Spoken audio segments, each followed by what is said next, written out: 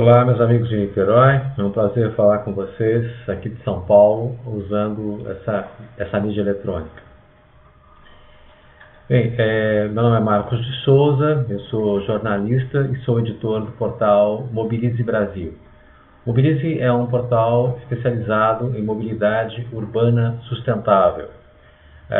Como nós sabemos, hoje 85% das pessoas que vivem no Brasil, os brasileiros, vivem nas cidades, ou seja, são 170 milhões de pessoas que estão vivendo nas cidades.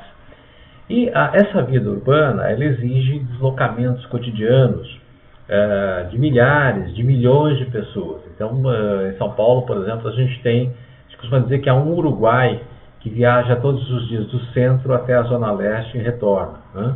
É uma multidão, né, que exige uma grande infraestrutura, que exige viagens com um grau mínimo de conforto e que, por conta do baixo investimento na mobilidade urbana nas cidades, acabou utilizando muito o transporte individual, o transporte baseado no automóvel e na motocicleta.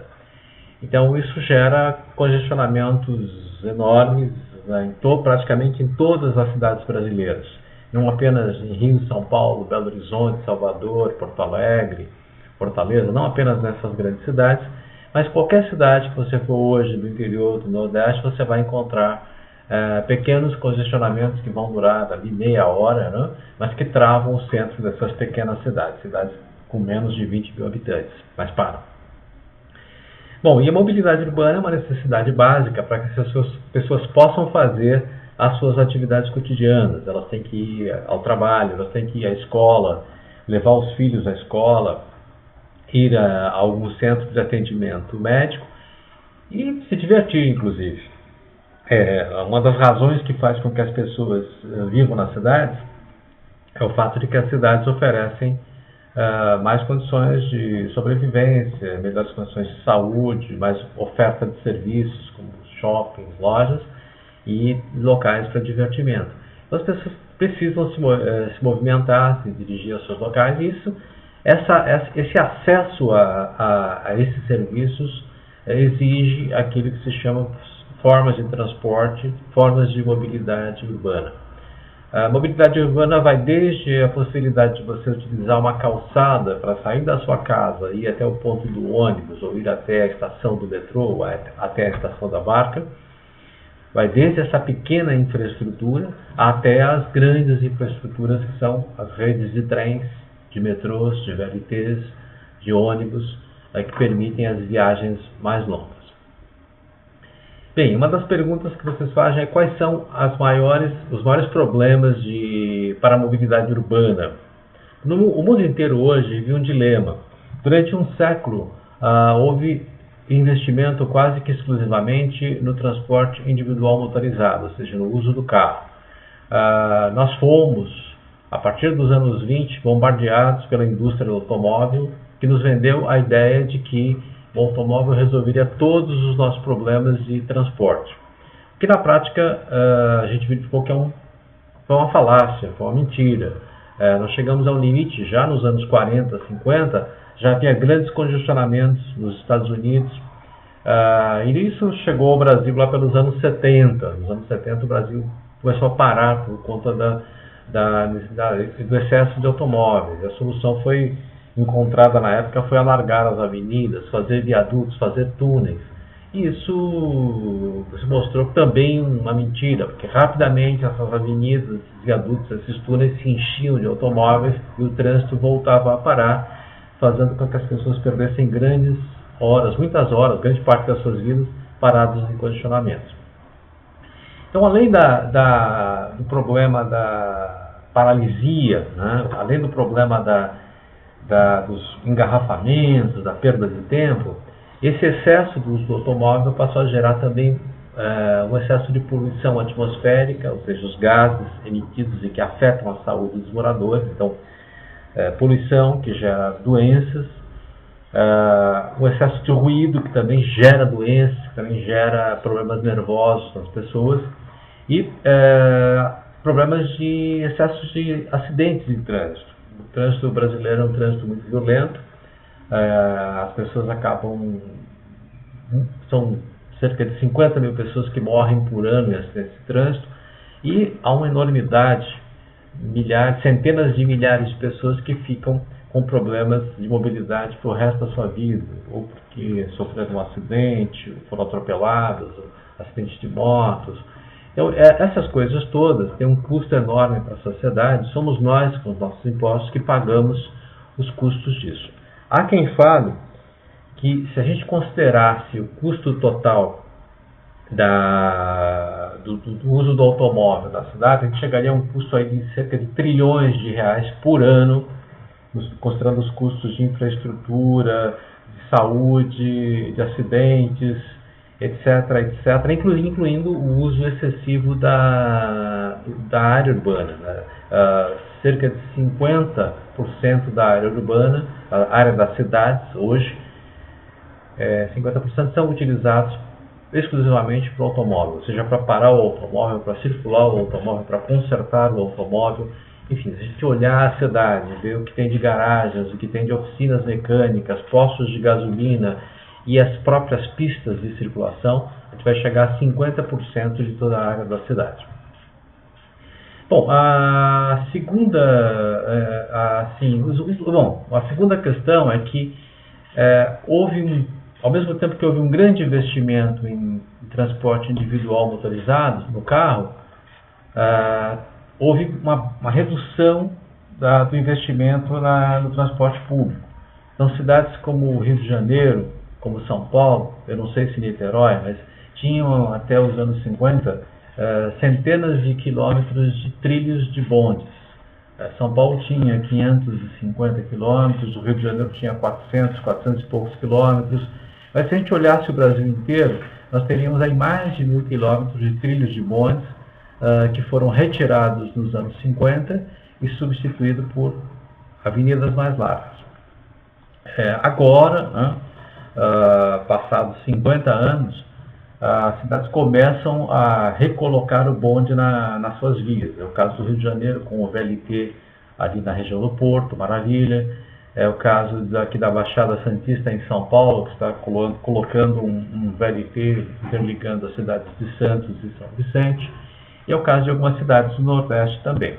Sem falar de cidades do mundo, outras cidades do mundo que reintroduziram o bonde nas suas vidas cotidianas como uma forma de tentar substituir o automóvel e substituir o ônibus, que também faz muito barulho e também emite bastante poluição atmosférica.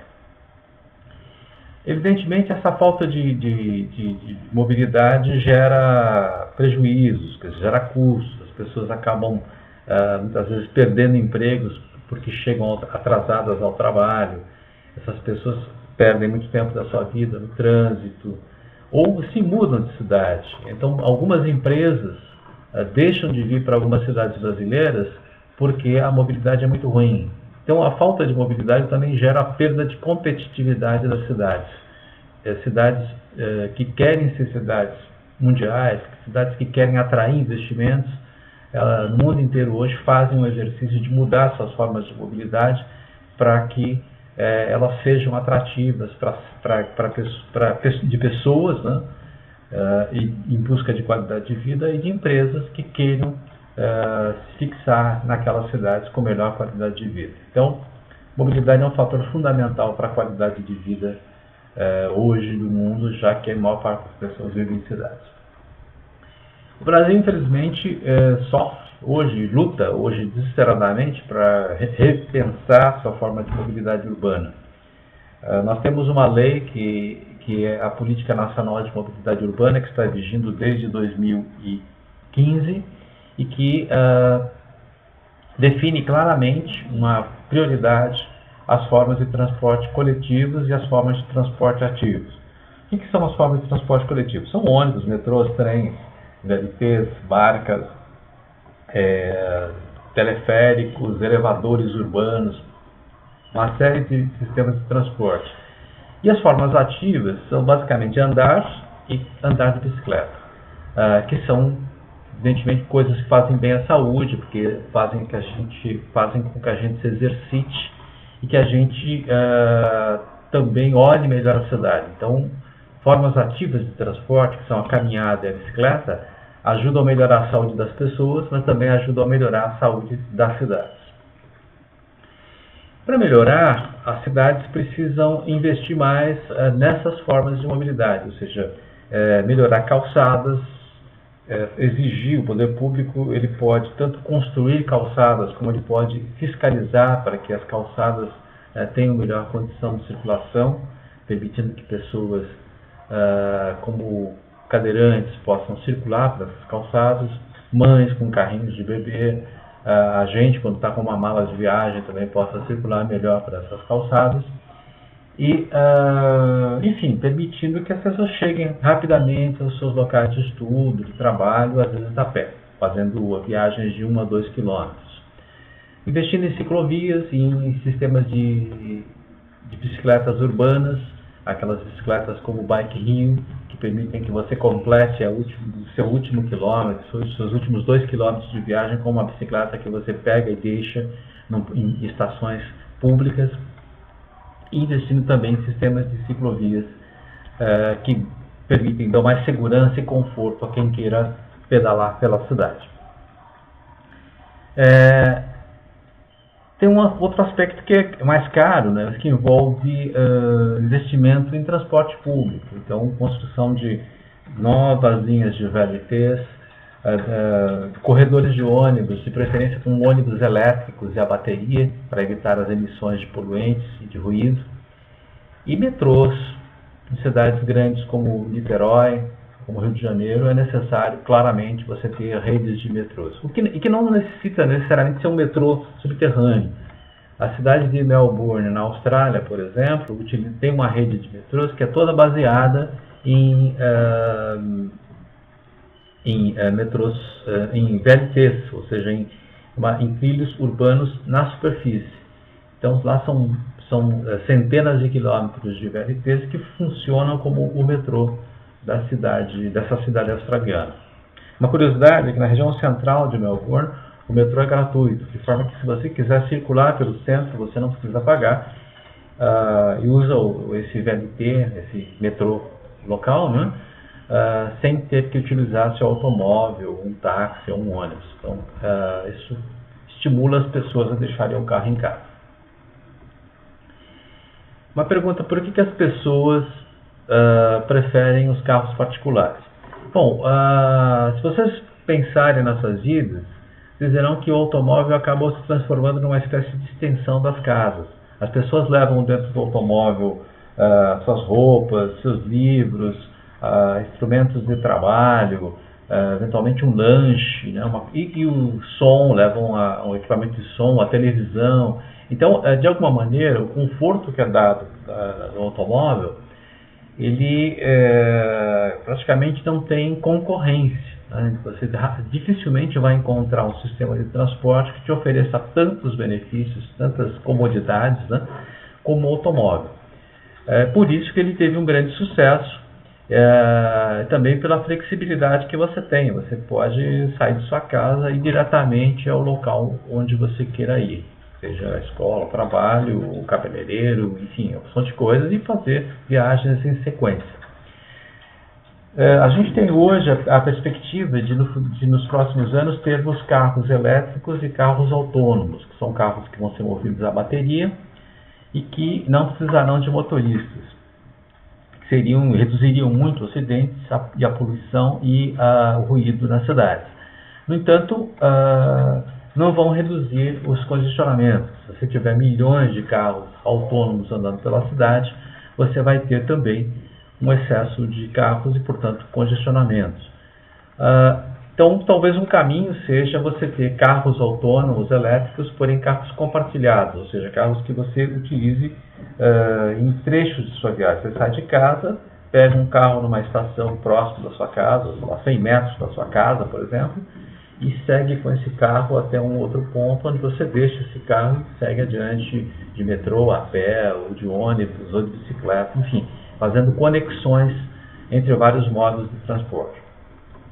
Eu acho que as pessoas ainda vão ter vão comprar muito carro no Brasil. O Brasil ainda tem é um mercado que é visto pela indústria automobilística mundial como um mercado promissor.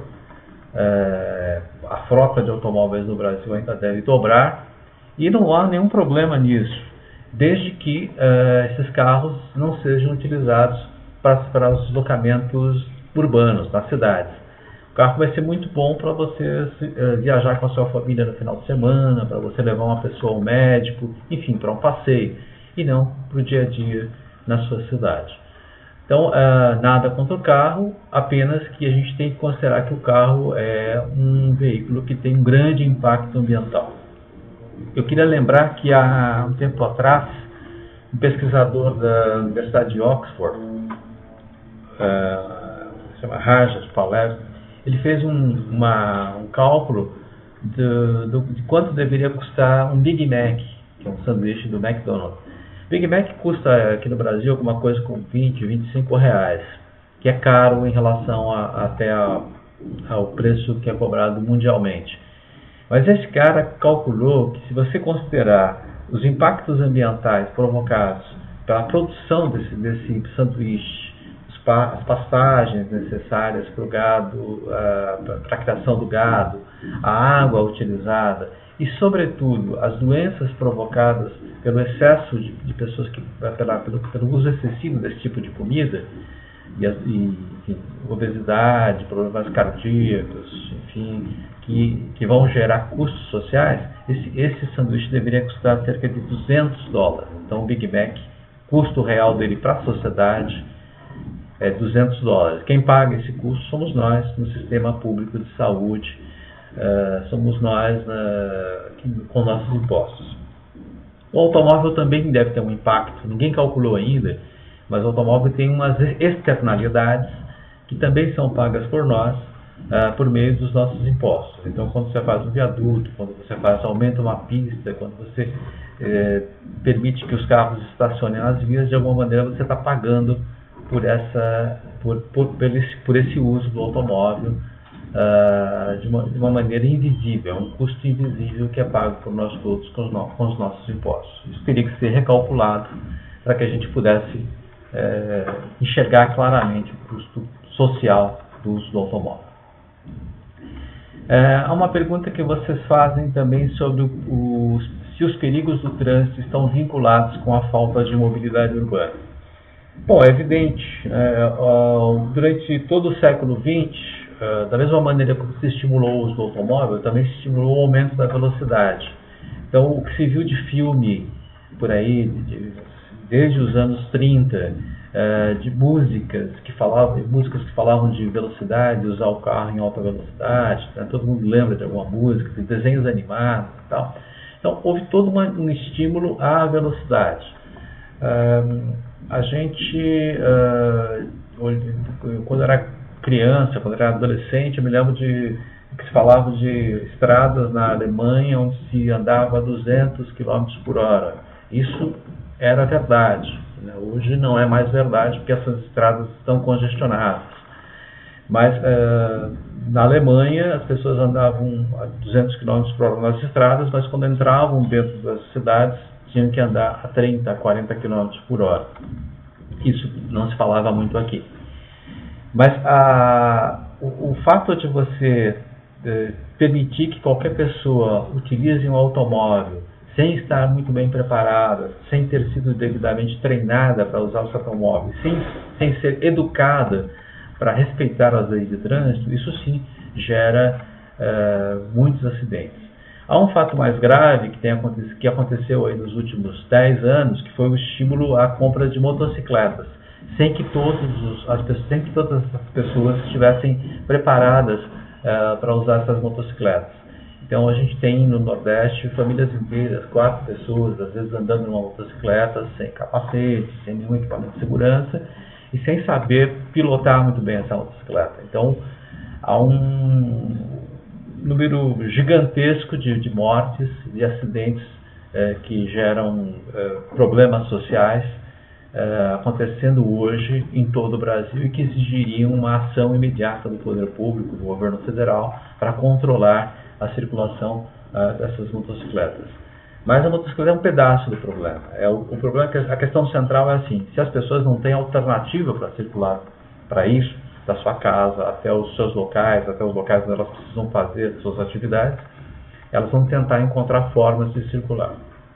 E caberia ao poder público fazer campanhas intensivas na televisão, nos jornais, no rádio, nas escolas, nas autoescolas, nos locais de trabalho, mostrando que essa forma de mobilidade que nós adotamos no século XX é uma forma que tem que ser abandonada e que nós estamos num outro século, que vai ser um século de uma velocidade mais baixa, de utilização de formas de transporte mais leves e de formas de transporte coletivas com menor impacto ao meio ambiente.